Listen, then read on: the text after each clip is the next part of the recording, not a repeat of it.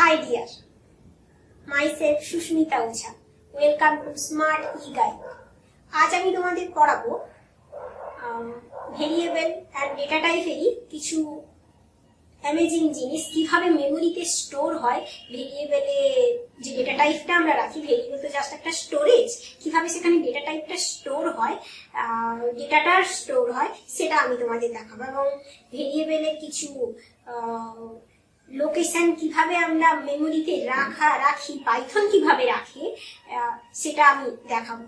এবং পাইথনের সব থেকে বড় জিনিস যেটা হলো, পাইথনে মেমোরি অন্যান্য ল্যাঙ্গুয়েজে যখন প্রচুর পরিমাণে মেমোরি প্রয়োজন হয়, সেখানে পাইথন অনেকটাই রিডিউস করে তার মেমোরিতে স্টোরেজ পাওয়ার অনেক কম লাগে পাইথন ইউজ করতে গেলে। খুবই লাইট ওয়েট মেমোরি প্রয়োজন এখানে হয়। ভারী বড় মেমোরি যে লাগবে তা নয়, কারণ এখানে গার্বেজ কালেকশন খুব ভালোভাবে ইউজ হয়। গার্বেজ কালেকশন কি সেটা পরে বলে দেবো। আর যেটা দেখাবো হেল্প ফাংশন, অন্যান্য প্রোগ্রামিং ল্যাঙ্গুয়েজের মতো এখানে কিভাবে হেল্প ফাংশনের ইউজ হয় সেটাও আমি দেখাবো। যেমন C++তে হেল্প ফাংশন ইউজ হয়, সেভাবে এখানেও হয়, আমি সেটা দেখাবো। তো লেটস স্টার্ট, যাওয়া যাক আমাদের প্রোগ্রামিং এ। IDLE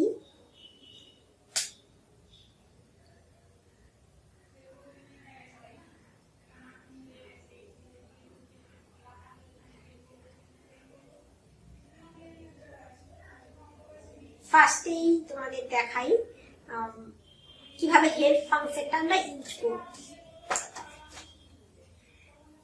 এখানে আমি লিখবো HELP, হেল্প, তারপরে দেব ব্র্যাকেট ওপেন, ব্র্যাকেট ক্লোজ। এর মধ্যে অবজেক্ট আমি দেখাবো, অবজেক্টের থ্রু কিভাবে আমরা এক একটা করে হেল্প নেব। তো এখন হেল্প ফাংশন দেখাচ্ছি।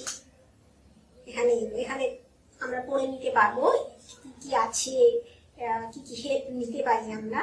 এবার আমি তোমাদের দেখাই, এখানে অনেক কিছু আমরা ইউজ করতে পারি। কোন কোন টপিক ইউজ করলে, কোন কোন টাইপ গুলো ইউজ করলে আমরা হেল্প পেতে পারবো এখানে আছে।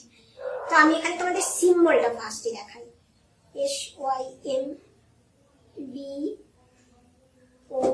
SYMBOLS, এখানে সিম্বল দেখতেই পাচ্ছ আসছে, সিম্বলস। তো আমি এখানে সিম্বলস লিখলাম।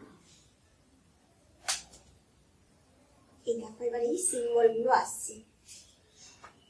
এবার এই সিম্বলের মধ্যেও আমরা এখানে আছে, এর মাধ্যম দিয়েও এগুলোর প্রতিটার কি কাজ, এবং এগুলো থেকেও আমরা এক একটা করে পাইথনের কি কি জিনিস ফাংশন আছে এগুলো আমরা নিতে পারি, দেখে নিতে পারি। এই যে গার্বেজ কালেকশন আছে, ফ্রি লিস্ট আছে, এগুলো আমরা ডাইনামিক, এগুলো আমরা দেখতে পারি। এছাড়াও ইঞ্জিনের নিচে আছে লিস্ট, কল, কি কি ফাংশন, টুপল, এগুলো আমরা দেখতে পারি। এরপরে আসি টপিকে, TOPICS,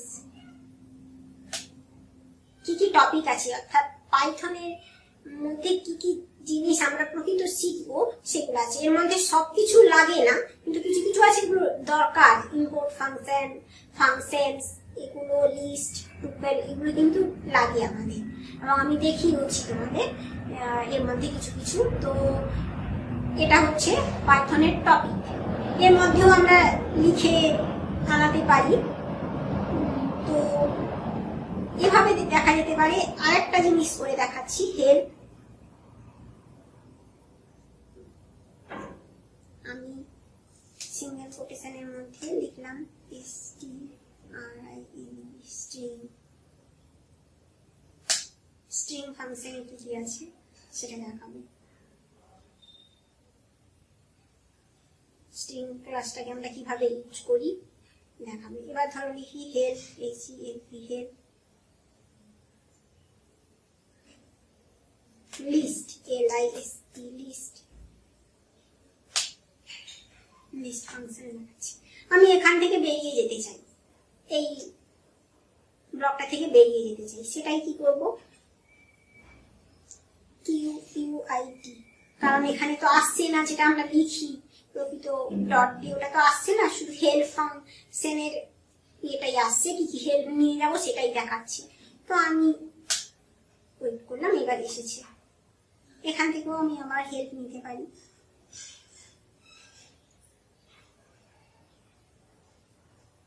বেরিয়ে গিয়েও আলাদা করে নিতে পারি স্ট্রিং।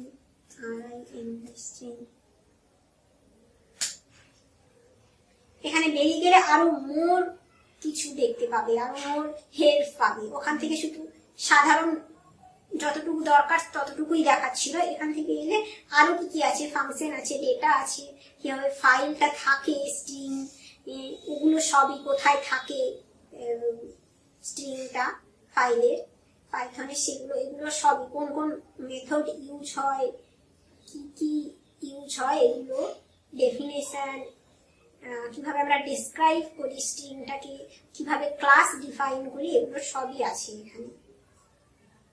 এভাবে আমরা লিস্টটাকেও দেখতে পাই।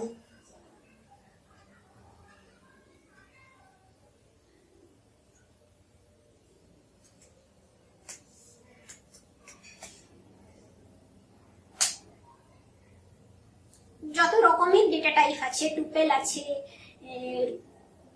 রেঞ্জ আছে, ডিকশনারি আছে, এগুলো সবই আমরা কিন্তু এইভাবেই হেল্প নিয়ে দেখতে পাই। এবার এটা বুঝলে তোমরা, এইভাবেই আমরা করি। তো এবার তোমাদেরকে দেখাই ভেরিয়েবলের দিকে যাই, মানে তোমরা বুঝতে পারবে ভেরিয়েবলের ব্যাপারটা কি, ভেরিয়েবলের কিভাবে আমরা মেমোরিতে স্টোর করি সেটা আমি তোমাদেরকে দেখাচ্ছি। ভেরিয়েবল বলেইছি এখানে নিজের মতো করে আমরা ডেটা টাইপ দিতে পারি এবং নিজের মতো করে আমরা ভেরিয়েবল নিজস্ব নাম একটা দিতেই পারি, আলাদা করে কিছু যেখানে মেনশন করতে হয় তা না। তো আমি দিলাম x = 10। আমি তো টাইপ দেখিয়েছিলাম, কি টাইপে দেখবো, এটা তো ইন্টে আছে, তোমরা বুঝতেই পারছো নিশ্চয়ই, কারণ আগেরগুলো আমি দেখিয়ে দিয়েছি।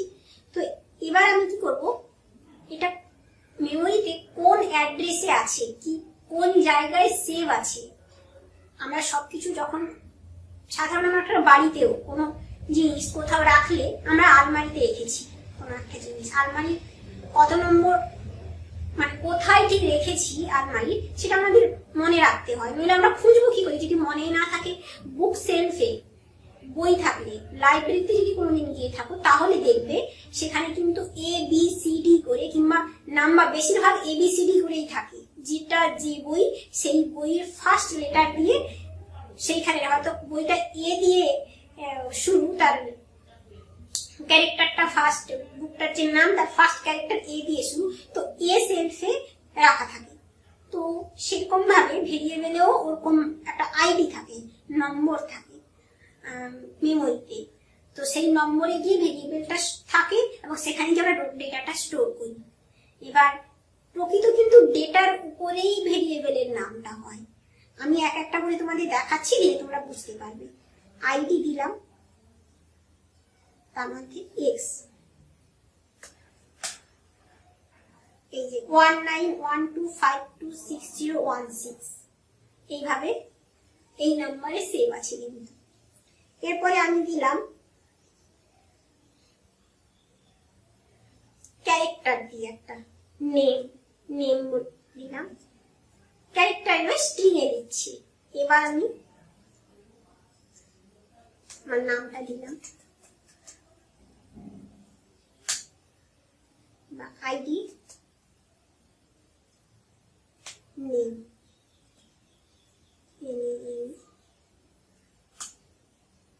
এটা একটা আলাদা, এর নম্বর আবার সম্পূর্ণ আলাদা। এবার যে যারটা তার নিজস্ব আইডি আছে। এবার আমি তোমাদেরকে দেখাই, ধরো x =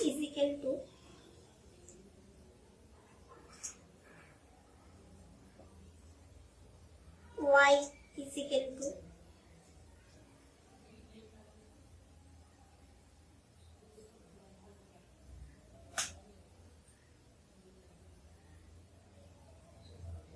x, z =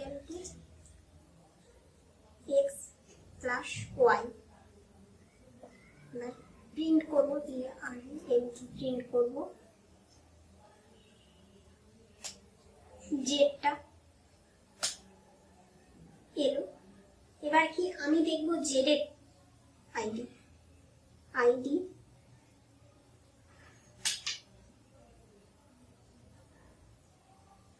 bracket open bracket close Z, এটা দুটো ভ্যালু। এবার আমি যদি ওয়াই এর দেখতে চাই, আইডি ইজিকে bracket open bracket close,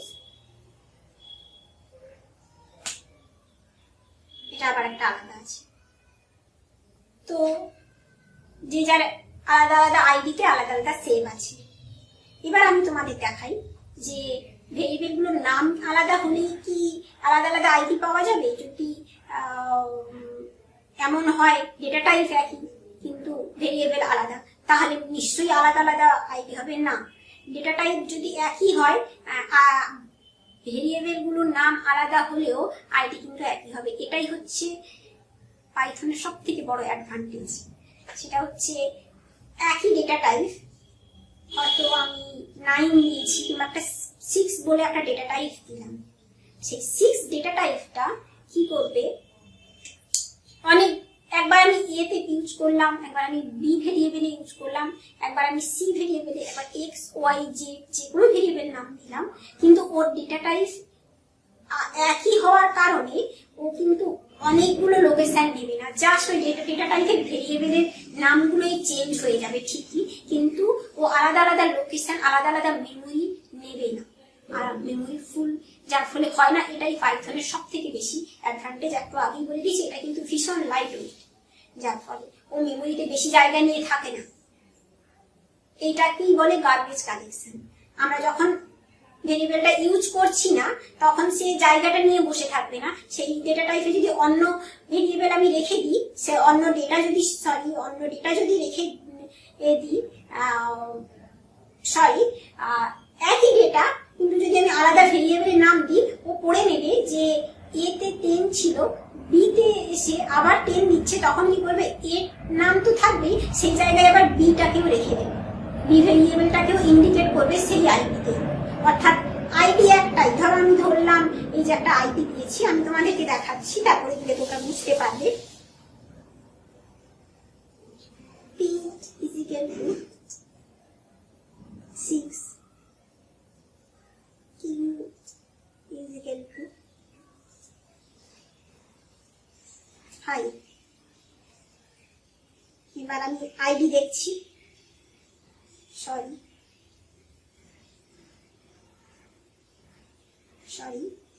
P is equal to, একই আমাকে ভেরিয়েবলটা দিতে হবে, আমি আলাদা দিয়ে দিয়েছি 6, কিউ ইজ ইকুয়াল টু 6।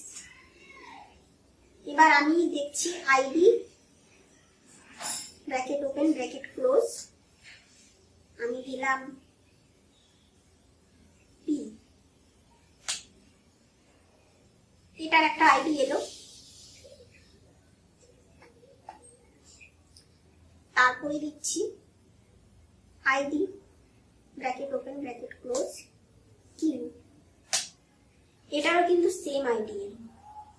এটাই আমি পি দিলাম, এখনো কিন্তু সেই বক্সটাই যেখানে 6 ভেরিয়েবলটা ডেটাটা রাখা আছে, সেই ডেটায় পিও ইন্ডিকেট করছে, কিউও ইন্ডিকেট করছে, কিন্তু ডেটা একই আর আইডিটাও একই আইডিতেই একই ডেটা রাখা আছে, কিন্তু দুটো ভেরিয়েবলের নাম হয়েছে।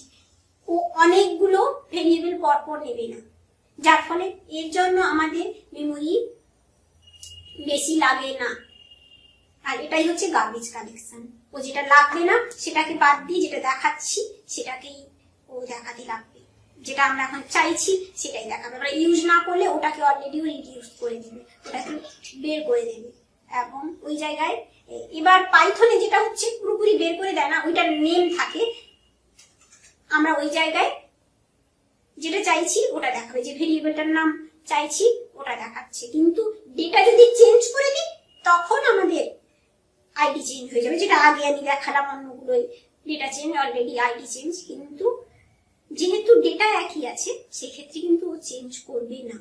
এটাই হচ্ছে পাইথনের সব থেকে বড় অ্যাডভান্টেজ। তো তোমরা আইডি দেখা জানলে,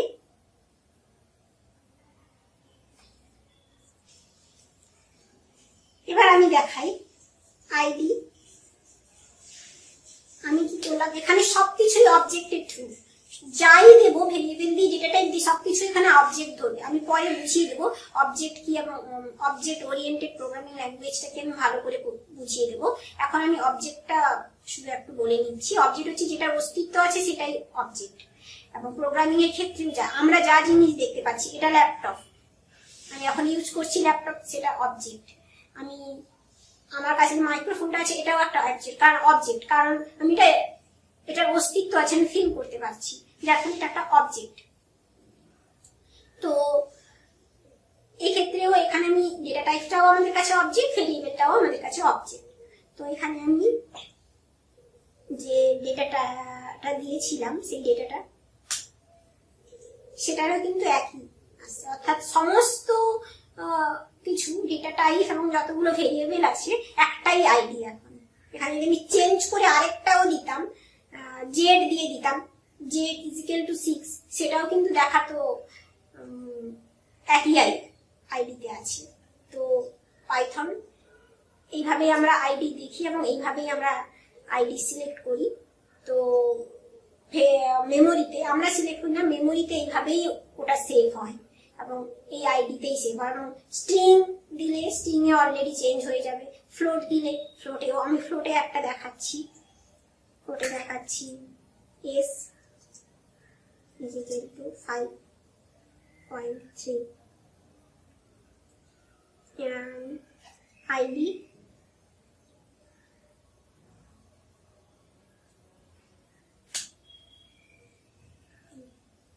এবার টাইপ তো দেখতে তোমরা জানো, TYP টাইপ,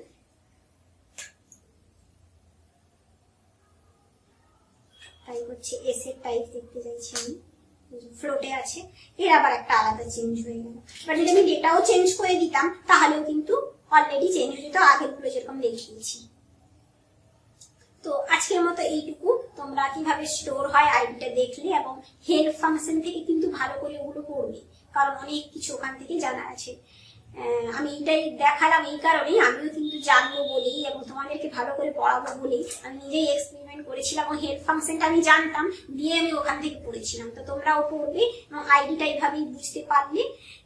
আর নেক্সট ক্লাসে আমি আরো অনেক কিছু দেখাবো, ভেরিয়েবলের উপর আরো অনেক কিছু বলার আছে, তারপরে ডেটা টাইপের উপরে আরো যে ডেটা টাইপের পার্টগুলো আছে। তোমরা কিন্তু আমার ইয়েতে যাবে, ইনস্টাগ্রামে এবং ফেসবুক পেজটা আছে, ওখানে কিন্তু সবসময় দেখবে, কারণ আমি ওখানে প্রচুর ইনফরমেশন দেবো। আমি প্রতিদিন যেটা পড়াবো সেটার কিছু কিছু জিনিস আমি ওখানে দিয়ে দেবো তোমাদের হেল্পের জন্য। সেজন্য তোমরা কিন্তু ওখানে গিয়ে লাইক কমেন্ট করবে এবং দেখবে প্রতিনিয়ত যেগুলো আমি দিচ্ছি। যদি ভুলে যাও সেখান থেকে হেল্পও পাবে, আর আমাকে মেসেজ করতে পারো, আমি বলেও দেবো। আর কমেন্ট করতে কিন্তু ভুলো না, কমেন্টটা করো।